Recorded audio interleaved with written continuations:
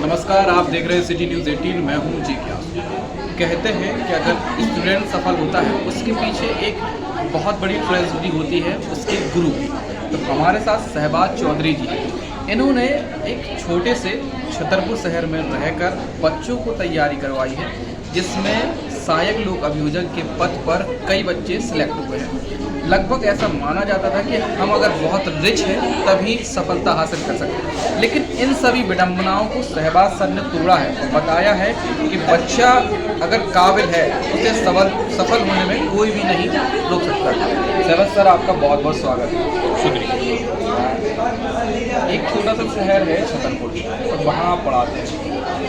मैंने देखा है कि अक्सर बच्चे इंदौर, कोटा या अन्य बड़ी बड़ी जगह जाते हैं तभी सक्सेस हो पाते हैं। तो आप इन बच्चों को कैसे सफल कर पाए, इतने बच्चे सेलेक्ट नहीं कराए? देखिए, जब मैंने तैयारी स्टार्ट की थी तो मैं आपको ऑनेस्टली बताऊं, सच में छतरपुर बहुत पीछे था और उस समय तो मतलब बैरक भी नहीं मिलते थे। बैरक भी मुझे सागर से मंगाने पड़ते थे। जब इन चीज़ों को देखा और मैं भी कोई फाइनेंशियली बहुत ज़्यादा स्ट्रॉन्ग नहीं थे, तो हम लोग ने भी अभाव में मैंने तैयारी की। तो मैं ये जानता था कि हर बच्चे के लिए इंदौर भोपाल जाना पॉसिबल नहीं है। फिर ये समझ में आया कि पढ़ाई तो सब एक ही है, बैरक तो सब एक ही है। तो जो भोपाल इंदौर वाले कर सकते हैं वो क्या हम लोग नहीं कर सकते। तो यहाँ पे मैंने क्या किया, धीरे धीरे पढ़ाना चालू किया।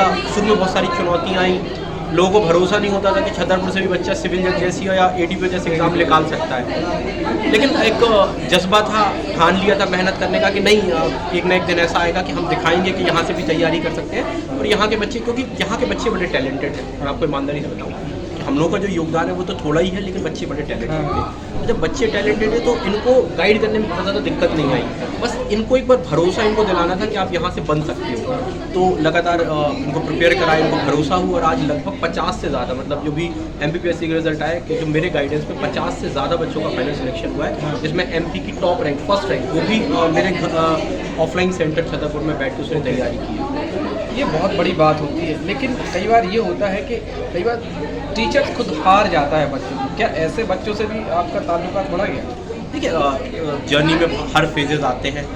मैं हमेशा कहता हूँ, देखिए, टीचर आपको तभी गाइड कर सकता है जब आप में मेहनत करने की क्षमता हो। अगर आप मेहनत ही नहीं करना चाहते तो टीचर कोई जड़ी बूटी तो आपको पिलाएगा ही नहीं। तो हम लोग आपको गाइड करते हैं, लेकिन सबसे पहला सेल्फ मोटिवेशन होना पड़ता है। हाँ, अगर आपके मोटिवेशन में कहीं कमी पड़ती है तो हम थोड़ा बहुत उसको फिल कर सकते हैं। लेकिन अगर कोई बच्चा पढ़ना ही नहीं चाहे तो फिर उसका देखिए कोई कुछ नहीं कर सकता। कई बार देखते हैं कि स्टूडेंट तो टीचर से बहुत अपेक्षाएं रखता है कि ऐसा होना चाहिए, लेकिन टीचर क्या अपेक्षा रखता है स्टूडेंट से?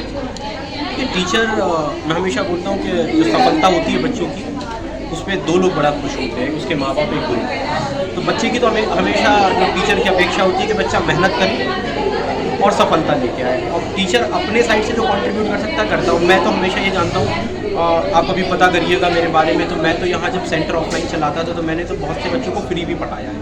क्योंकि ऐसे बच्चे भी सामने आए कि जिनको फाइनेंशियली साउंड, तो बहुत मिनिमम मैं फीस में बच्चों को पढ़ाता हूँ। और बहुत बार तो ऐसा चांसेस किया है कि बच्चों की फीस माफ़ करनी पड़ी बहुत सारी रीजंस की वजह से। तो मैं उनको नहीं बताता क्या रीजंस थे, लेकिन हम तो ये चाहते हैं कि जहाँ पे दिल्ली जैसी आप सिटी में जाते हैं वहाँ पे तैयारी अगर आप जुडिशरी की करते हो, 5-5 लाख रुपए की फ़ीस होती है, वो हम लोग मिनिमम से मिनिमम फीसेज में, अफोर्डेबल प्राइसेज में, और आप रिजल्ट आपके साथ। जो स्टूडेंट तैयारी करना चाहते हैं, जुडिशरी वाली फील्ड में जाना चाहते हैं, CJ बनना चाहते हैं, ADP बनना चाहते हैं, उनके लिए क्या सलाह है? कैसे भी मेहनत करें, क्या करें? देखिए, मैं तो कहता हूँ पहले अपना एक गोल निश्चित करिए। सबसे पहले लाइफ में गोल होता है भटकना नहीं। अगर आपको जुडिशरी की तैयारी करनी है तो जुडिशरी की तैयारी करनी है। फिर आपको ये फॉरवर्ड नहीं होता कि मैं आज जुडिशरी की कर लूँ, कल वकालत कर लूँ, परसों मैं ये कर लूँ, वो कर लूँ। आप अपना एक एम बनाइए कि मेरा ये एम है। उस एम के लिए हम आपको गाइड करेंगे। अगर कभी मेरी आपको ज़रूरत हो, आप मेरे पास डायरेक्टली आइए, मेरे से बात करिए, मैं आपको जो भी गाइडेंस होगा गाइडेंस दूंगा। और मैं हमेशा कहता हूँ कि आप अपने मन में अगर एक बार ठान लिया आपने, फिर आपको कोई चीज़ नहीं रोक सकती आपका लक्ष्य प्राप्त करने। हो सकता है कि थोड़ी देरी हो, एक प्रयास, दूसरा प्रयास, तीसरा प्रयास, ये प्रयास होते हैं। क्योंकि देखिए, दो चीज़ें ज़रूर होती है सिलेक्शन में, एक मेहनत और एक किस्मत। पहली मेहनत है 90%, 10% किस्मत।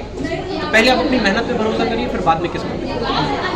कई बार ये होता है जो बच्चे बहुत रिच नहीं हैं, मतलब उन्होंने लॉ कर ली कैसे, लेकिन वो बहुत एडवांस है और पढ़ने में भी तेज है, तो क्या कहीं ना कहीं पैसा आड़े आता है क्या उनका? नहीं, मेरे को तो ऐसा नहीं लगता, क्योंकि मेरे पास जो बच्चे थे, ऐसा बहुत सारे ऐसे बच्चे भी थे जिनके पास फ़ीस पे करने के लिए भी नहीं था, तो हम लोगों ने उनको कंसेशन किया। मैं आपको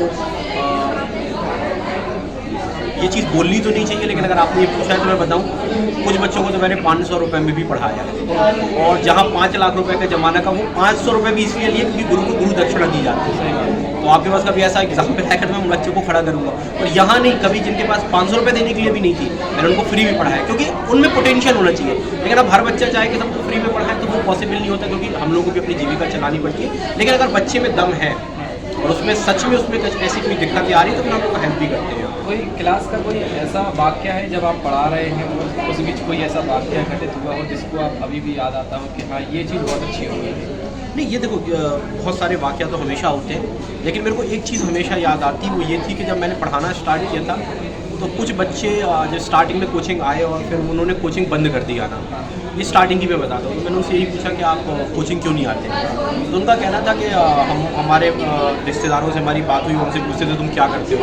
तो हमने बोला कि हम तैयारी करते हैं सिविल जज की। बोले कहाँ से? बोले छतरपुर। तो बोले वो हमारे ऊपर हंसने लगे कि छतरपुर से भी कोई सिविल जज की तैयारी हो सकती है। तो उन्होंने फिर हमसे कहा कि नहीं भैया, तैयारी करिए तो भोपाल इंदौर जाओ, हम तुम्हारे पैसा लगाने के लिए तैयार है, ये सब बेवकूफ़ मत बनाओ, छतरपुर से कोई तैयारी नहीं होती।